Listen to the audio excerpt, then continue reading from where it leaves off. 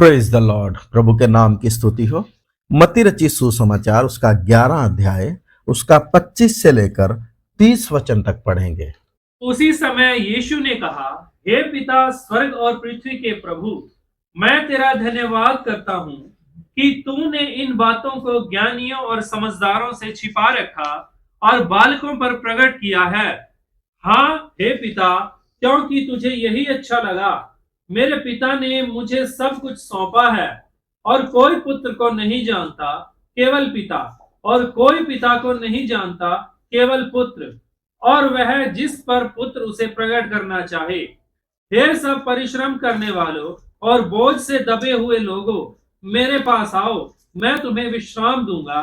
मेरा जुआ अपने ऊपर उठा लो और मुझसे सीखो, क्योंकि मैं नम्र और मन में दीन हूँ, और तुम अपने मन में विश्राम पाओगे, क्योंकि मेरा जुआ सहज और मेरा बोझ हल्का है। हमारा विषय है प्रभु में कौन विश्राम पा सकता है, या कौन व्यक्ति प्रभु में विश्राम पा सकता है। हम देखते हैं कि बहुत लोग विश्वास में हैं लेकिन फिर भी तनाव में हैं। वो अपने जीवन में अपने बोझों को खुद उठा रहे हैं। वो सोचते हैं हम करेंगे तो खाएंगे, नहीं करेंगे तो कुछ नहीं होगा। हाँ, ये बात ठीक है, ये परिश्रम करना, वचन कहता है जो काम ना करे वो खाना भी ना खाए।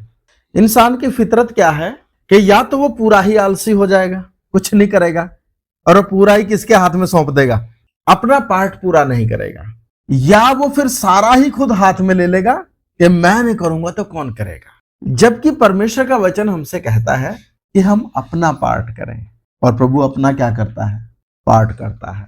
मैंने बहुत लोगों को देखा, नौजवानों को देखा, पढ़ रहे हैं। ठीक है, दुनिया भर में बेरोजगारी है, हिंदुस्तान में भी है और बहुत है, लेकिन हम याद करें हमारा परमेश्वर इज़राइल को जंगल में कितने दिन मन्ना खिलाया, 40 साल। तो ये सोच लो कि एक बच्चा अधेड़ उम्र में आ जाएगा और वो ऊपर से क्या ही बरसता हुआ देख रहा है, मन्ना। परमेश्वर खिला सकता है तो फिर खिलाता क्यों नहीं? हमें क्यों इतनी टेंशन दे रखी है? कौन चाहता है टेंशन रखना?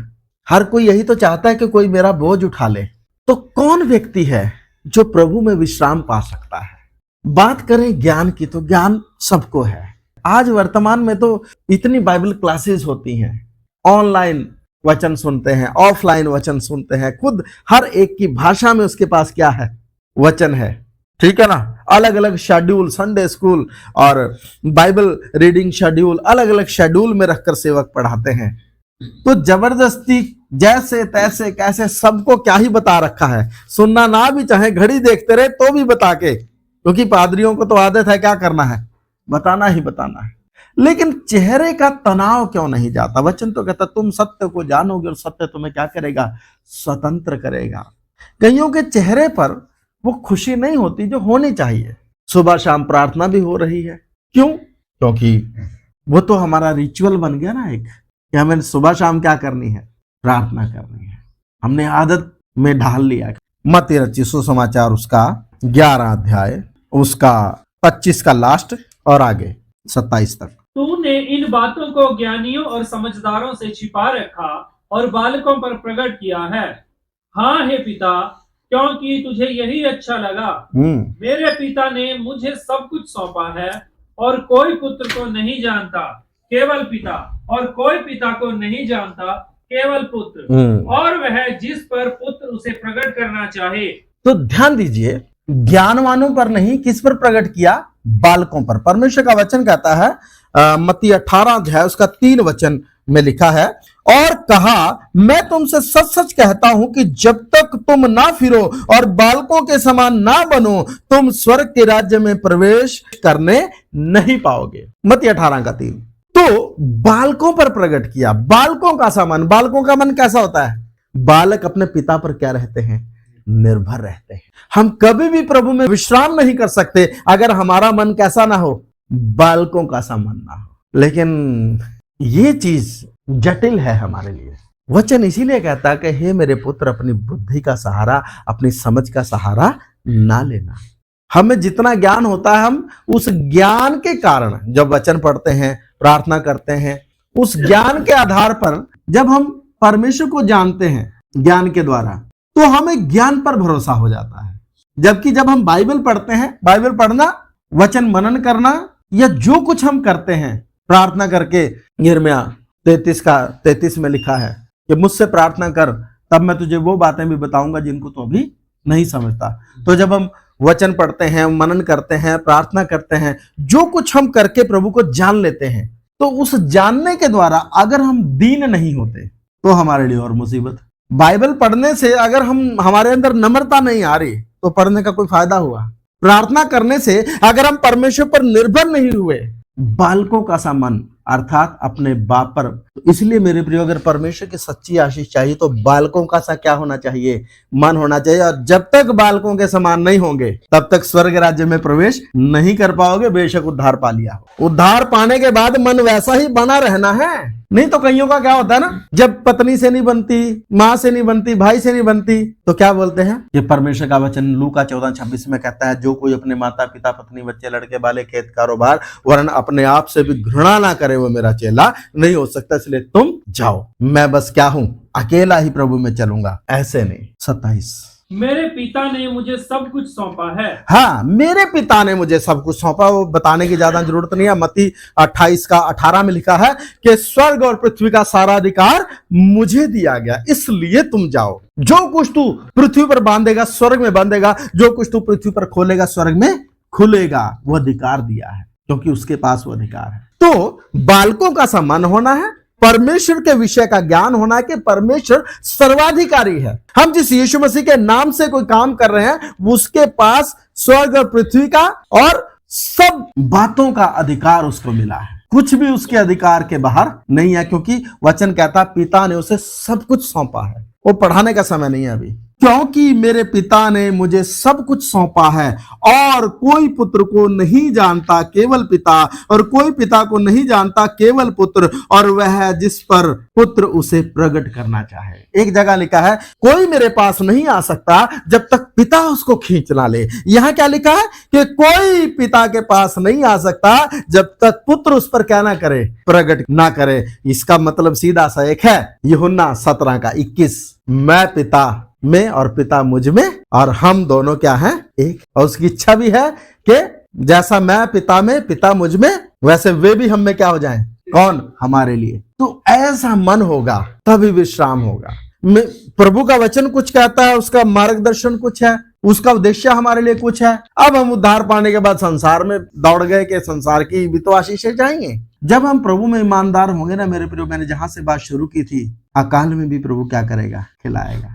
तो बालकों के समान मन होना है, जैसे बालक अपने पिता पर आश्रित होते हैं, आज्ञाकारी। बालक ज्यादा सवाल करते हैं, मान लेते हैं बात को, मान लेते हैं। दूसरा, फिर इस बालक को, जैसे छोटे बच्चे को अपने पिता पर क्या होता है? आश्रय होता है। स्कूल की फीस की थोड़ी चिंता होती है इसको, नहीं। सिर पकड़ के गए कभी स्कूल में, ये फीस कहां से आएगी? पिता पुत्र एक है, दोनों का मन एक है। और त्रित्व के हिसाब से देखें तो पिता के अधीन पुत्र है, दोनों का पद अलग अलग है, उद्देश्य एक है। पद के कारण, अधिकार के कारण दोनों में अंतर है, लेकिन उद्देश्य एक है। इसलिए चाहे पिता खींच ले, चाहे पुत्र प्रकट कर दे, ये होगा उसी के लिए जिसके लिए स्वर्ग क्या करता है?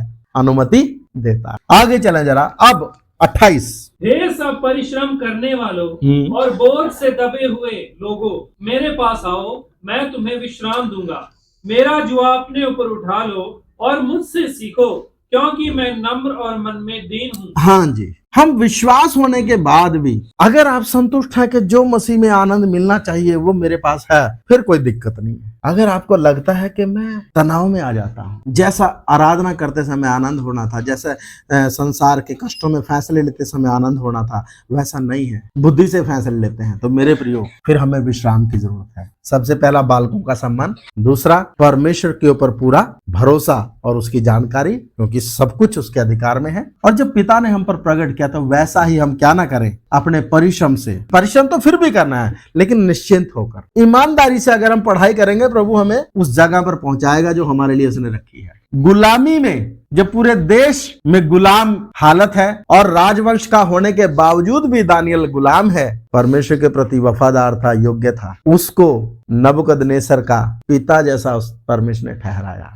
सबको दंडवत करने के लिए बोलता है, वो किसको नहीं बोलता बगल में? क्यों? उसको अपने मित्र का दर्जा देता था, उसको पुरोहित अपने पिता का दर्जा देता था। क्यों? ऐसी ऐसी बातें जो उसके पुरोहितों को समझ नहीं आती थी ना, वो दानियल खोल के देता था। नबूकदनेस्सर नहीं बल्कि बेलशस्सर, उसके बाद दारा राजा, सबके लिए क्या था? आदर का पात्र था, क्योंकि वो परमेश्वर के सामने क्या था? ईमानदार था। तो ईमानदारी से जब हम प्रभु के सामने चलेंगे, मेहनत करेंगे, प्रभु हमें क्या करेगा? जंगल में जब खिलाया तो एक नौकरी नहीं दे सकता वो, लेकिन इन नौकरियों से बढ़कर परमेश्वर की क्या है? सेवा है। हम नौकरी करते हुए भी परमेश्वर की क्या करें? सेवा करें। बेशक हम सेवा में समर्पित नहीं है, तो भी हर व्यक्ति क्या है? याजक है, हर व्यक्ति राजा है। इसलिए अपनी जिम्मेदारी को समझें। वचन कहता है, हे सब परिश्रम करने वालों और बोझ से दबे हुए लोगों, मेरे पास आओ, मैं तुम्हें विश्राम दूंगा। मेरा जुआ अपने ऊपर उठा लो और मुझसे सीखो। सीखो बोलने से उसके चेले बनना है। सीखता कौन है? और सीखने के लिए वचन कहता है, यूहन्ना 13:5 में लिखा है, मैंने तुम्हें क्या दिया है? नमूना दिया है। पादरी से हो सकता है नमूना ना मिले, हो सकता है किसी दूसरे से नमूना ना मिले, अगल बगल के विश्वासी से नमूना ना मिले। यीशु मसीह ने तो पूरा क्या दिया है। लेकिन हमारी आदत क्या है कि हम यीशु को नहीं देखते, हम किसको देख लेते? अगल बगल वाले को। और किसको देखते हैं? आत्मा में बढ़ रहा है उसके जैसे नहीं होंगे। अगर कोई गिरता हुआ है, अच्छा उसने किया तो हम भी कर लेंगे।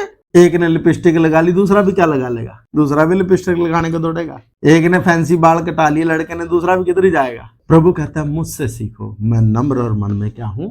गाली सुनकर गाली नहीं देता था। नम्र का मतलब क्या है? परमेश्वर की प्रभुताओं के अधीन रहने वाला। हमें अच्छा लगे ना लगे, जो प्रभु मेरे से चाहता है मैंने वो करना है। मेरे फायदे का हो, मेरे नुकसान का हो, मुझे लाभ हो, हानि हो, कुछ हो, मान हो, सम्मान हो, अपमान हो, कुछ हो। प्रभु बोलने का मतलब यही है कि मेरे जीवन में किसकी प्रभुता हो? राजाओं के राजा, प्रभुओं के प्रभु। उसी को हम स्वर्ग राज्य का आना बोलते हैं। पवित्र आत्मा हमने पा लिया, उसके अनुसार नहीं चलते, स्वर्ग राज्य हम में है तो, लेकिन निष्क्रिय हो गया, क्या फायदा उसका? फिर वो तोड़ा जो हमने दबाया वापस स्वामी को देंगे, फिर रोना और दांतों का क्या रहेगा?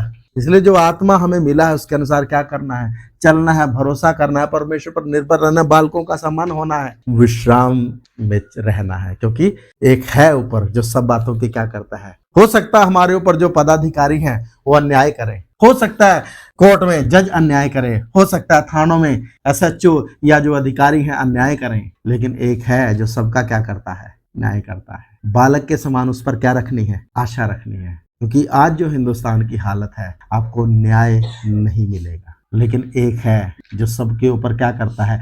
अधिराज्य करता है। इसलिए विश्राम में रहें, क्योंकि परमेश्वर सब कुछ पर क्या करता है? नियंत्रण करता है। क्योंकि मेरा जुआ सहज और मेरा बोझ क्या है?